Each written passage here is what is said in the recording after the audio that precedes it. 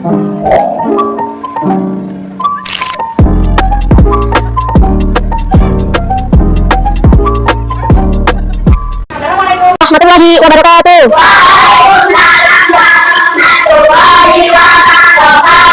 Bagaimana kabarnya anak saya Soihah? Alhamdulillah, luar biasa. Allah Akbar.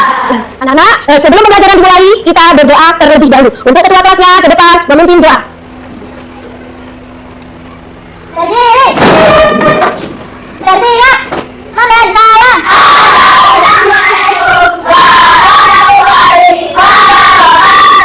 Duduk kembali.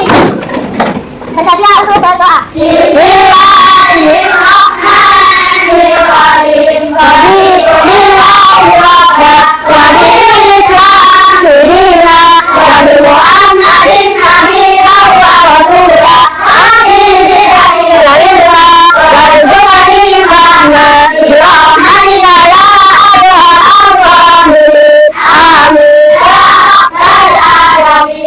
Sebelum pembelajaran dimulai, tolong kalian lihat dulu temannya kanan kiri. Apa hari ini ada yang tidak masuk?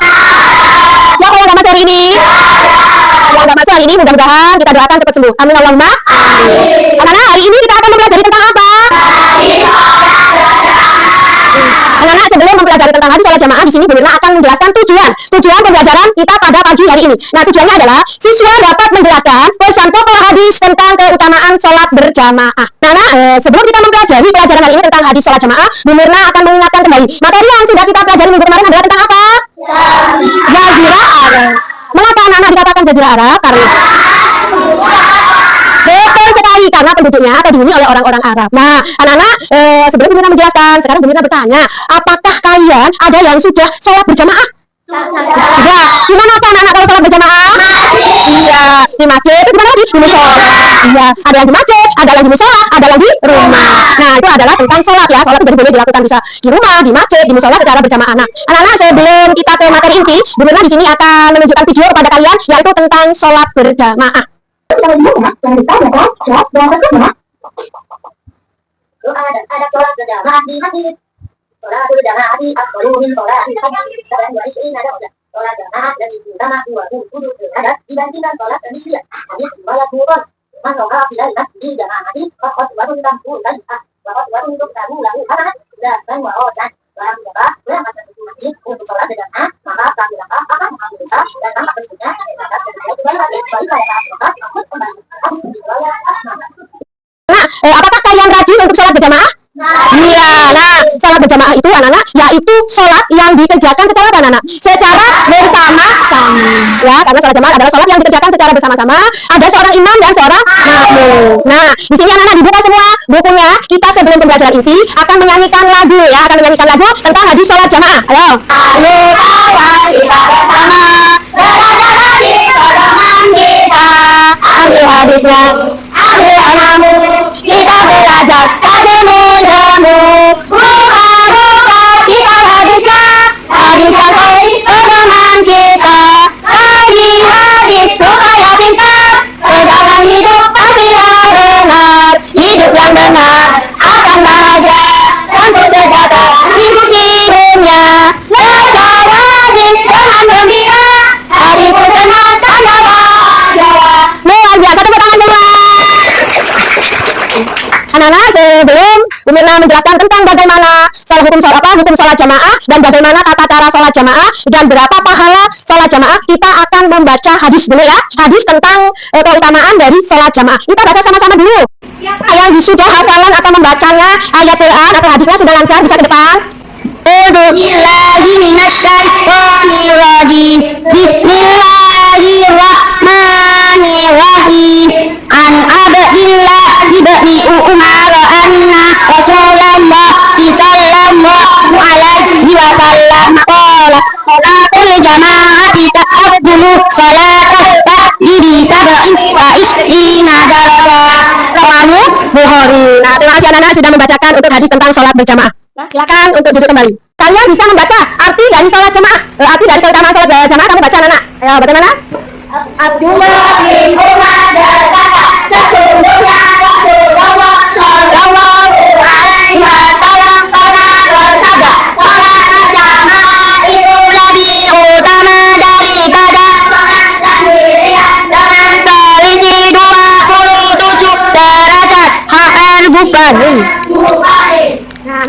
sebelum ke pelajaran selanjutnya, kita Bu Mira akan membagi kelompok ya. Kelompok 1, mana kelompok 1? Ya, hadir semua kelompok 1? Oh, ya. Yang kelompok 2? Ya, masuk semua. Yang kelompok 3? Masuk semua?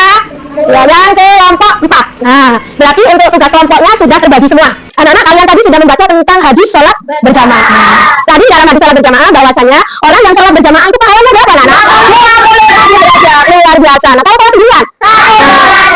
Nah, di sini Bu Mira akan menjelaskan tentang makna. Makna itu sama dengan arti ya. Jadi makna dari sholat berjamaah adalah sholat berjamaah memiliki pahala sangat besar sekali karena sholat jamaah itu pahalanya 27 derajat dibandingkan sholat sendirian. Nah, yang kedua, hal ini menunjukkan pentingnya kebersamaan dalam beribadah ya. Itu adalah tentang sholat berjamaah. Nah, di dalam sholat berjamaah pasti ada seorang imam dan seorang makmum. Nah, siapa sih imam itu? Ada yang tahu imam itu siapa? Nah, imam itu adalah orang yang hafalan Qur'annya lebih banyak atau ilmu agamanya lebih pandai ya. Yang kedua adalah kalau sekarang biasanya seorang imam itu bisa dipimpin kalau di masjid seorang ustaz ya. Kalau di rumah siapa yang memimpin sholat jamaah? Ya, bisa ayah, bisa kakak ya, bisa ibu. Nah, sekarang tentang sholat jamaah. Nah, sholat jamaah seorang imam itu berjamaah kan dengan siapa saja? Dengan siapa saja seorang imam kalau jamaahnya laki-laki? Perempuan dan laki-laki. Sholat jamaah anak-anak ada adabnya. Apa sih adab itu? Adab itu tata cara ya. Tata cara dalam sholat berjamaah. Yang pertama, datang tepat waktu. Nah, apabila sholat berjamaah kalau kita datangnya terlambat nanti akan tertinggal ya. Kalau tertinggal disebut dengan makmum masbuk ya. Nah, berarti kalau sholat jamaah itu kita datangnya harus lebih awal. Kenapa? Supaya tidak terlambat ya. Yang kedua, menjaga ketenangan di masjid atau tempat sholat. Bagaimana cara menjaga ketenangan dalam masjid? Ayo, bagaimana menjaga ketenangan? Satu, ketika di masjid bagaimana? Tidak boleh berdiam, tidak boleh ngomong sendiri, tidak boleh male-male, terus tidak boleh apa lagi?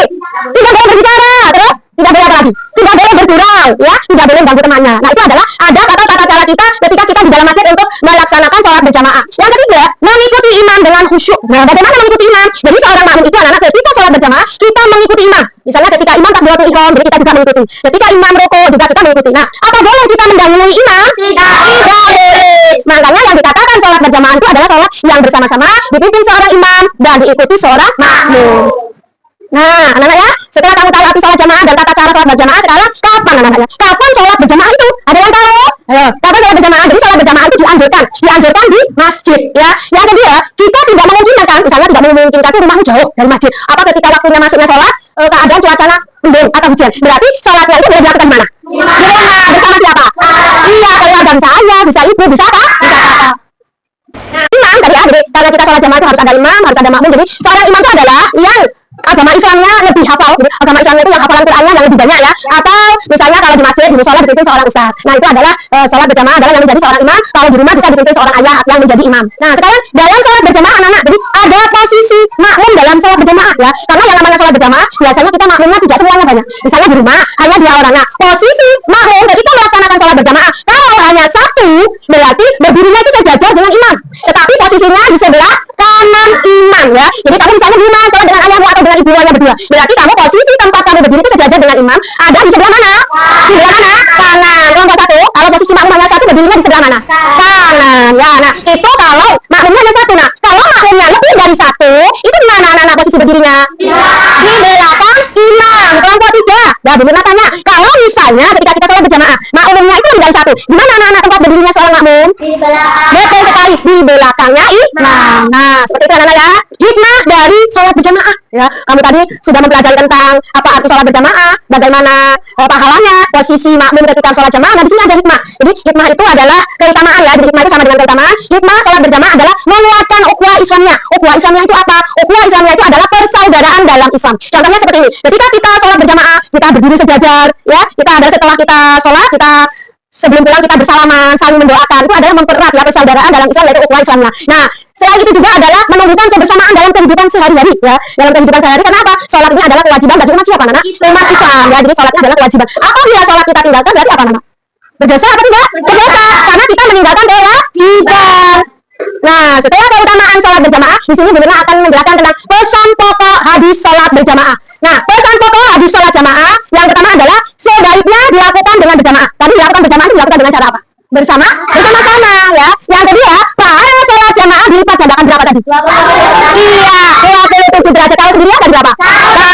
Luar biasa. Yang ketiga, hendaknya mencari pahala sebanyak-banyaknya. Nah, sebanyak-banyaknya tadi kita mendapatkan pahala 27 derajat. Yang keempat, mempelajari tata cara sholat jamaah. Tadi kita sudah tahu tata cara sholat jamaah. Apabila makmumnya hanya 1, berarti berdirinya di sebelah kanan imam. Kalau lebih dari 1 berarti di belakangnya imam. Yang kelima, membangun atau menyediakan sarana ibadah sholat berjamaah. Itu boleh di masjid, boleh di musola, boleh di rumah. Nah, anak-anak di sini kamu perhatikan di layar depan. Di sini Bunda akan membagikan tugas, yaitu membagikan LKPD. Nah, LKPD ini adalah tugas yang harus kamu kerjakan. Nanti ada tugas individu, yaitu yang pertama hadis sholat berjamaah yang sudah kamu baca tadi, kita hafalkan berulang-ulang ya. Karena minggu depan kita akan hafalan hadis itu. Yang kedua, ini juga masih tugas individu, yaitu tuliskan pesan pokok dari sholat berjamaah tadi. Jadi di pesan pokok sholat jamaah tadi ada 5, nanti kamu menuliskan tugas itu. Nah, di sini juga ada tugas kelompok, kamu perhatikan ya. Nomor 1 itu nanti ada yang sholat berjamaah berdua, yang nomor 2 juga kamu perhatikan, nomor 3, nomor 4, dan nomor 5. Setelah ini Bunda akan membagikan lembar tugas kalian. Nanti kalian akan mengerjakan secara kelompok, kita diskusi. Nanti Bu Guru akan ke kelompok masing-masing ya, untuk melihat hasil diskusi kalian. Setelah itu nanti perwakilan dari kelompok maju ke depan. Nah, mana kalian membagikan LKPD tugasnya, Bunda akan mengakhiri atau kesimpulan ya. Kesimpulan dari pembelajaran hari ini hadis tentang sholat jamaah adalah, pesan pokok hadis tentang sholat berjamaah adalah pentingnya melaksanakan sholat secara bersama-sama karena memiliki keutamaan yang bagaimana anak-anak? Pahalanya yang berapa? Pahalanya yang 27 derajat, dan mengajarkan kita agar kita bekerja sama dalam kedisiplinan dan mempererat persatuan sesama muslim. Perhatikan ke depan semua, nanti setiap kelompok Bunda akan memberikan LKPD atau tugas. Nah, kalian nanti harus bekerja sama ya, bekerja sama untuk mengerjakan. Setelah itu didiskusikan sesama teman satu kelompok, jawaban mana yang betul. Nah, setelah itu nanti kita akan dibahas bersama-sama. Jelas kan anak? Jelas. Ada yang perlu ditanyakan sebelum Bu Mirna membagikan tugas? Tidak. Alhamdulillah, berarti kalian sudah paham ya. Bu Mirna bagikan.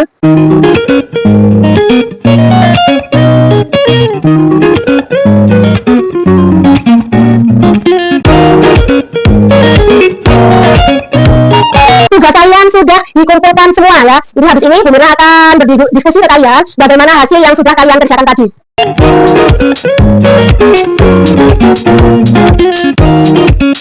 Kita akan menyuruh berkelompok atau perwakilan kelompok untuk maju ke depan. Kita akan mempresentasikan hasil tugas dari yang kamu kerjakan tadi untuk menempelkan di karton yang ada di depan bagaimana keutamaan dari sholat berjamaah. Nah, anak-anak, tadi kalian sudah memahami bahwa yang dikatakan sholat berjamaah adalah sholat yang dilakukan secara apa, anak? Secara bersama-sama. Karena memiliki nilai pahala yang sangat besar sekali, yaitu 27 derajat. Di antaranya, keutamaan dari sholat jamaah, ada yang bisa menjawab satu saja?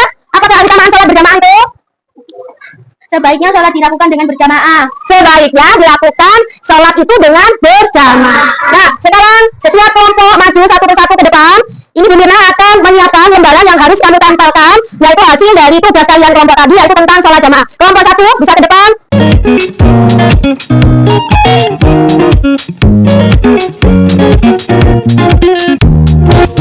Tangan semuanya anak-anak. Alhamdulillah, pelajaran hari ini yaitu tentang sholat jamaah, yaitu tugas kalian secara kelompok dan secara individu hari ini sudah terselesaikan. Nah, anak-anak, materi tentang hadis, pesan pokok hadis tentang sholat jamaah, kalian sudah mengerjakan cukup baik sekali anak-anak ya. Dari kelompok 1, dari kelompok 2, dan kelompok 3, kelompok 4, kalian sudah mengerjakan sangat baik sekali. Nah, anak-anak, sebelum kita akhiri pembelajaran pada pagi hari ini, Bu Mirna akan memberikan motivasi kepada kalian. Anak-anak, kita membiasakan untuk sholat berjamaah anak-anak ya. Karena sholat berjamaah itu adalah sholat yang pahalanya sangat besar sekali, yaitu 27 derajat dibandingkan sholat sendirian yang pahalanya hanya 1 kali. Nah, anak-anak, pelajaran pada pagi hari ini kita tentang sholat jamaah. Sebelum Bu Mirna tutup, Bu Mirna akan memberikan tugas kepada kalian. Nanti kalian tentang hadis sholat jamaah kalian hafalkan di rumah ya. Kalian hafalkan, dan itu adalah tugas yang kalian kerjakan secara mandiri. Nah, untuk pelajaran berikutnya atau selanjutnya minggu depan kita akan mempelajari tentang mempraktekkan. Jadi kita akan mempraktekkan sholat berjamaah. Nanti Bu Mirna akan memberikan kelompok lagi. Kita akan mempraktekkan tentang sholat jamaah yang benar itu seperti apa. Nah, itu adalah pembelajaran kita minggu depan. Nah, anak-anak, tolong, karena kita adalah seorang muslim ya. Seorang muslim adalah berkewajiban untuk menjalankan sholat 5 waktu. Sholat 5 waktu itu sholat apa saja sih anak-anak? Yang pertama sholat duhur. Ada berapa rakaat sholat duhur itu? 4 rakaat. Setelah itu sholat asyara berapa rakaat? Setelah itu sholat berapa rakaat? Yang keempat sholat ada berapa rakaat? Yang terakhir sholat berapa rakaat? 2 rakaat. Nah, berarti bilangan rakaatnya sholat fardu itu ada berapa rakaat? 17. Berapa tadi? 17. Nah, anak-anak, pembelajaran pada pagi hari ini kita tutup dengan bacaan Alhamdulillah Rabbil Alamin. Nah, Bu Mirna akhiri. Wassalamualaikum warahmatullahi wabarakatuh.